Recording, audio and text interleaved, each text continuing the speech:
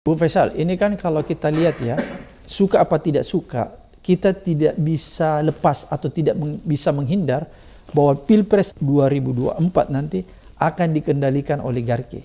Bagaimana peluang Anies bisa menang kalau Pilpres Saya nggak percaya itu. Oh, nggak percaya? Kalau saya mengamati 2017 di Pilkada DKI. Oke.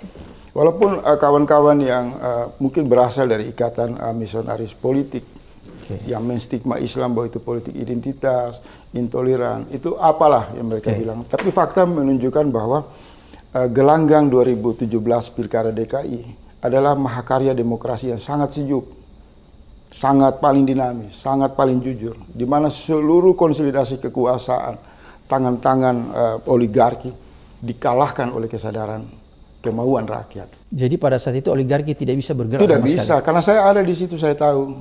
Itu sumbangan uang untuk mobilisasi kemenangan lawan Anies itu sangat besar. Faktanya mereka akan kalah. Saya melihat ini akan lebih terjadi ledakan yang jauh lebih besar. Di Pilpres? Di Pilpres 2014. Oleh sebab itu, ancaman terhadap Anies dipandang oleh istana itu serius.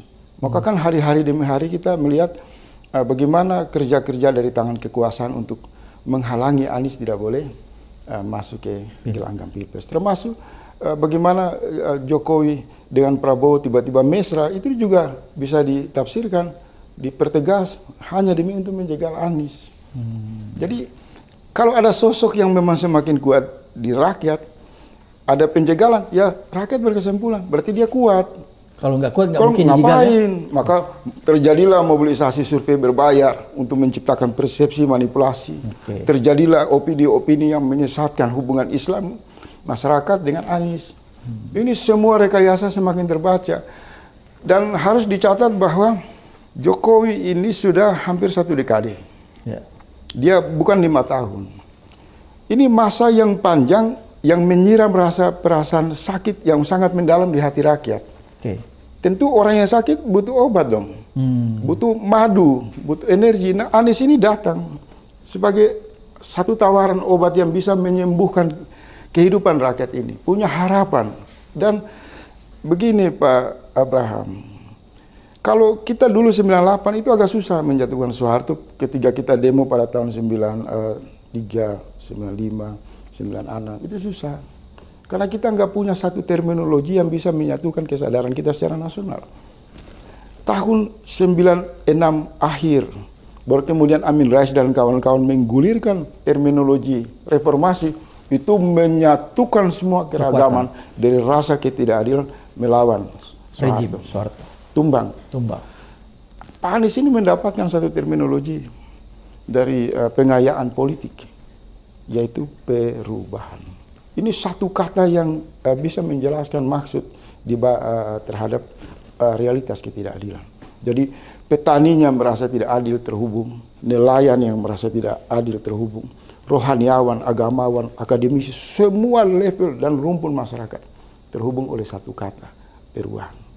Nah, kata perubahan ini kemudian oleh Luhut bin Sarpanjaitan kan mengatakan perubahan apa? Dia tidak suka. Nggak suka ya? Itu makin mempertegas bahwa perubahan adalah ancaman terhadap dinasti dan oligarki.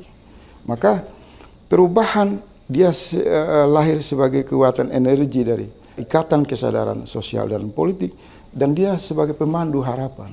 Seperti kita lihat Obama kan, misal kata change. Itu menyatukan seluruh warna-warni. Seorang negro hitam bisa disatukan oleh satu kata.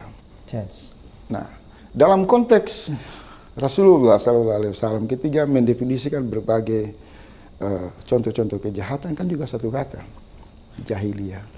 Maka semua sangat mudah untuk memahami dengan berbagai level-levelnya, dengan berbagai peristiwa-peristiwa yang mereka alami atas dasar ketidakadilan. Jadi kata perubahan ini membuat hari-hari Jokowi agak kesulitan tidur, dan ketika tidur menanyakan sudah sebesar mana media-media ini memberitakan kata perubahan yang terus bersenyawa dengan kepemimpinan Pak Anies. Dia satu energi yang tadi saya bilang, dia sudah mewakili kekuatan akar kesadaran intelektual dan spiritual. Ini gabungan dalam satu kata, perubahan melawan ketidakadilan, kezaliman. Oleh karena itu, Bung Faisal meyakini bahwa dengan visi terminologi perubahan ini menjadi magnet yang menyatukan semua orang.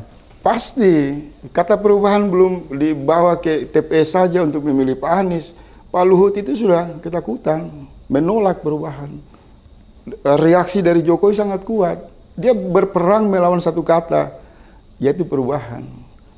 Bagaimana kalau Anies dilegalkan oleh KPU masuk sebagai calon presiden? Sah. Saya tidak bisa membayangkan terjadi ledakan di seluruh kota-kota besar. Dan para aktivis ini kan dengan jaringannya sudah banyak berdiskusi. Kita tunggu saja begitu hari di mana disahkan resmi sebagai calon presiden, maka gejolak konsolidasi politik akan dibuat untuk menghadapkan rakyat melawan segelintir orang yang disebut dinasti politik dan oligarki. Dan itu tidak bisa dibendung lagi ya? Tidak bisa. Tidak bisa dibendung. Kita beri contoh tadi kan 98. Kalau yang demo kan sedikit saja itu. Ya. Bang Abraham kan terlibat. Ya. Jumlahnya tidak banyak. Tapi kata itu menghubungkan mahasiswa dengan rakyat. Jadi fenomena ini akan terjadi nanti ketika Anies resmi ditetapkan oleh KPU sebagai calon presiden yang berkontestasi. Saya kan diam-diam saya mengamati juga dapur-dapur relawan. Oke. Dari basis-basis pendukung Pak Anies. Apa sih yang mereka siapkan? Saya menaruh 10 kota saja.